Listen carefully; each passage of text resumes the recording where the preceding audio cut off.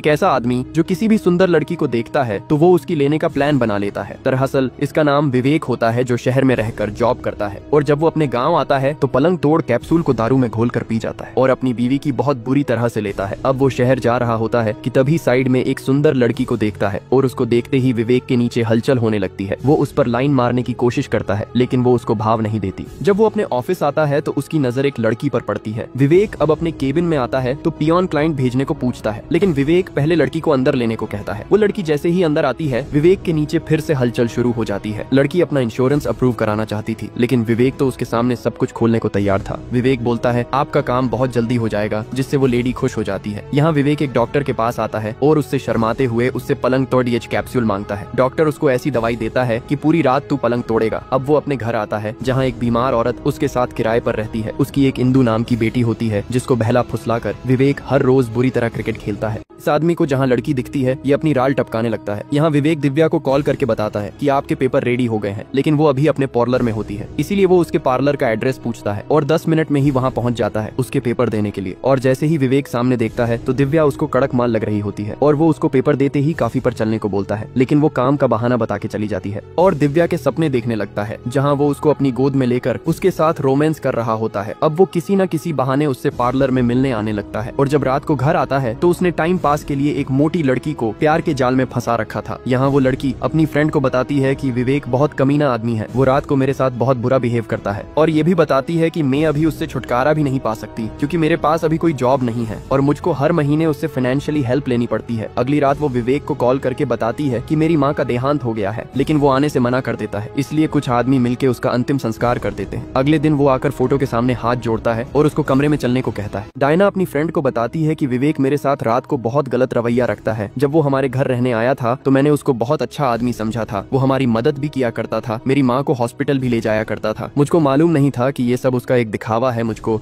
अपने प्यार के झांसे में लेने का, और जिसकी वसूली वो रात में पिच पर बैटिंग करके लिया करेगा। दरअसल विवेक एक इंश्योरेंस कंपनी में काम करता है, जहाँ भी उसको लड़की दिखाई देती वो उसके पास मधुमक्खी की तरह भिन भिनाने लगता है। जिस दिन डायना की माँ मरी थी वो इसके अंतिम संस्कार में नहीं आता, लेकिन रात को डायना के पास आके बेड पर क्रिकेट खेलने को पूछता है, लेकिन डायना उस टाइम उसको अपने से दूर कर देती है। यहाँ विवेक एक लड़की से क्लोज होने की कोशिश करता है जो एक दिन उसके ऑफिस में अपना इंश्योरेंस अप्रूव कराने आई थी, लेकिन डायना की फ्रेंड उसकी वीडियो बना लेती है और अगले दिन डायना को दिखाती है कि ये आदमी हर किसी की लाइफ खराब कर रहा है। उनका दोस्त आके बताता है कि गांव में इसकी एक खूबसूरत बीवी भी है, जहां ये भेड़िया पलंग तोड़ कैप्सूल खाकर उसकी भी पिच पर बैटिंग करता है, इसलिए ये दोनों इसको सबक सिखाने का प्लान बनाती है और अगले दिन उसकी बीवी से मिलने जाती है और विवेक को कॉल करके बोलती है कि मैं आज अपनी बुआ के जा रही हूँ। इसलिए विवेक इंश्योरेंस वाली लड़की को डायना के घर बहाने से ले आता है। विवेक दिव्या को झूठ बोल के डायना के घर ले आता है क्योंकि डायना ने उसको बताया था कि आज वो बाहर जा रही है और दिव्या को उससे इंश्योरेंस अप्रूव कराना था, इसलिए वो उसके साथ आ जाती है। विवेक आते ही पलंग तोड़ गोली खा लेता है और दिव्या को बियर पीने के लिए पूछता है। दिव्या समझ जाती है कि ये तो बड़ा सुअर इंसान है। वो आके बोलता है कि आज यहाँ कोई नहीं है, तुम बोलो तो हम यहाँ पलंग तोड़ सकते हैं, और उसके करीब आने की कोशिश करता है, लेकिन दिव्या उसको दूर कर देती है और कहती है कि तूने क्या मुझको 6000 वाली लड़की समझा है। लेकिन तभी उसकी पड़ोसन आके सब देख लेती है और दिव्या यहाँ से चली जाती है। विवेक बोलता है अगर तूने किसी को बताया तो अगली बार तेरे साथ ही कबड्डी खेलूंगा। यहाँ डायना और उसकी फ्रेंड विवेक के घर उसकी बीवी से मिलने आती हैं और उसको बताती है कि तेरा पति शहर में रहकर कबड्डी खेलता है और मुझको भी प्यार के जाल में फंसा रखा है। डायना बताती है कि वो हमारे घर किराएदार बन के आया था और हमारे साथ बहुत अच्छा बिहेव करता था और मैं भी उसके प्यार में पड़ गई। अब वो हर रोज पलंग तोड़ कैप्सूल खाता है, तभी मेरे कमरे में आ जाता है और जानवर बन जाता है। डायना अब उसको विवेक का बेग देती है। घर आके वो देखती है कि ये रात वाले च्यवनप्राश से भरा होता है। अब वो रोने लगती है, तभी डायना का कॉल आता है और वो उसको सबक सिखाने को बोलती है। यहाँ डायना और उसकी फ्रेंड विवेक की बीवी को बताने की कोशिश करती है कि उसका पति एक भेड़िया इंसान है जो शहर में रहकर हर रोज एक नया शिकार देखता है और पलंग तोड़ कैप्सूल खाकर उनके साथ पलंग तोड़ता है, लेकिन उसकी बीवी को उनकी बात पर विश्वास नहीं होता और उनको इग्नोर करके जाने लगती है। लेकिन डायना उसको उसके पति की फोटो दिखाती है जिसमें वो उसके गले लग रहा है और बताती है कि इसने मुझको भी अपने प्यार के जाल में फंसाया और अब पटाखा गोली खाकर मेरे साथ हर रोज क्रिकेट खेलता है। ये सुन के उसको बहुत बड़ा शौक लगता है क्योंकि उसको पता था कि उसका पति एक सुअर इंसान है, लेकिन ये नहीं पता था कि वो दूसरी जगह भी क्रिकेट खेलता है। डायना बताती है कि अब वो एक दिव्या नाम की लड़की के पीछे पड़ा है जो एक पार्लर में काम करती है और अब वो उसके ही सपने देख रहा है कि कैसे उसको अपने प्यार में फंसा सके, लेकिन अब हमको साथ मिलके उस भेड़िए का पर्दाफाश करना होगा। लेकिन उसकी बीवी वीडियो कॉल पर उनका साथ देने से मना कर देती है कि मुझको मेरे हाल पर छोड़ दो। लेकिन अगले दिन विवेक जैसे ही उसके पास आता है वो फिर से सुअर जैसा बिहेव करता है, जिससे उसकी बीवी डायना का साथ देने के लिए मान जाती है। और अगले दिन विवेक जैसे ही अपने घर आता है उसकी बीवी बाहर से गेट बंद कर देती है और अंदर आकर वो डायना और उसकी फ्रेंड को सामने देखता है। जब विवेक घर घर आता है तो उसकी बीवी उसको अंदर भेजकर बाहर से ताला बंद कर देती है और अपनी सास और बच्चों को एक दिन पहले ही गांव से बाहर भेज देती है। जब वो अंदर आके देखता है तो डायना और उसकी फ्रेंड वहीं होती है। विवेक अपनी बीवी से पूछता है कि ये दोनों झल्ली यहाँ क्या कर रही हैं। डायना की फ्रेंड उसको बैठने को बोलती है। विवेक जैसे ही कुर्सी पर बैठता है, डायना उसके फेस पर स्प्रे मारती है और वे तीनों मिलकर उसको रस्सी से बांधने लगते हैं, क्योंकि विवेक बहुत सुअर इंसान होता है और उसकी बीवी को उसके बारे में पता चल गया था कि वो शहर में रहकर दूसरी लड़कियों के साथ भी क्रिकेट खेलता है और उसकी बीवी को उसके बैग से पलंग तोड़ दवाइयां भी मिल गई थी, जिसको वो खाकर बैटिंग किया करता था। लेकिन अब ये तीनों साथ आ गई होती हैं। विवेक खुलने की बहुत कोशिश करता है, लेकिन डायना उसके मुंह पर भी टेप लगा देती है। अब डायना की फ्रेंड अपना यूट्यूब चैनल एक्टिव करती है और सभी लोगों को विवेक की सच्चाई दिखने की कोशिश करती है कि उसकी इतनी खूबसूरत बीवी होते हुए भी ये आदमी बाहर मैच खेलने की कोशिश करता है। डायना अब चैनल पर आती है और लाखों लोग उसको लाइव देख रहे होते हैं। वो बताती है कि ये आदमी मेरे घर रेंट पर रहने आया था और हमारे साथ अच्छे से घुल मिल गया और मेरी माँ को गलत दवाइयाँ देकर उनको पैरालाइज कर दिया।